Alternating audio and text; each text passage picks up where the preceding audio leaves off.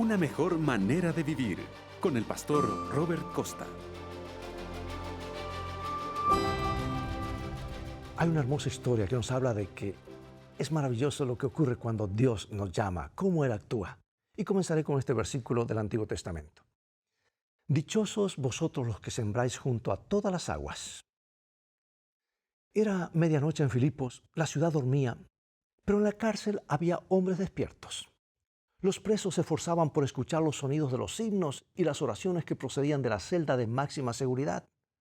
¿Quiénes eran estos hombres que temprano aquel día fueron prácticamente arrastrados frente a su celda con las espadas manando sangre, puesto que habían sido azotados antes que el carcelero los pusiera en el cepo?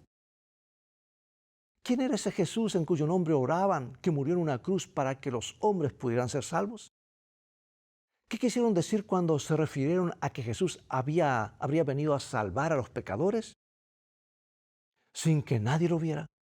O por lo menos así les pareció. El carcelero también escuchó y se sintió impresionado. Se dio cuenta de que no eran criminales y se preguntó por qué los magistrados lo habrían azotado y encarcelado. Pero se estaba haciendo muy tarde. Era hora de ir a dormir. Y el carcelero y su familia se retiraron a sus dormitorios que se hallaban junto a la cárcel. Y cuando los presos escucharon a Pablo y Silas, también se sintieron impresionados. Algo extraño los puso en sujeción. Y de repente, sin previo aviso, la cárcel comenzó a sacudirse violentamente. Las paredes se resquebrajaron. Las puertas se abrieron de par en par. Un terremoto, no sabemos de qué magnitud, pero suficientemente fuerte para tumbar esas paredes.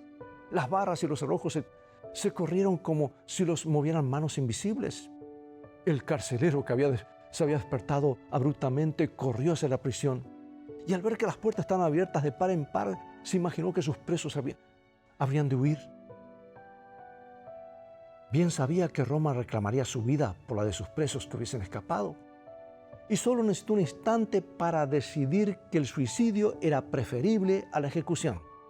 Y desenvainó su espada y estaba a punto de clavársela en el pecho, cuando en medio de las tinieblas escuchó la voz familiar de alguien que parecía estar viendo cada uno de sus movimientos. «No te hagas ningún mal», ordenó la voz, «pues todos estamos aquí». Y después de pedir antorchas, el carcelero corrió hacia el interior de la cárcel y cayó a los pies de Pablo y Silas.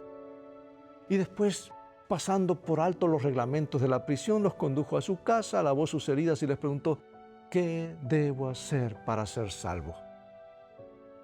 Amigo, amiga, cuando Dios nos pide que vayamos a Macedonia en lugar de Bitinia, Él tiene un propósito.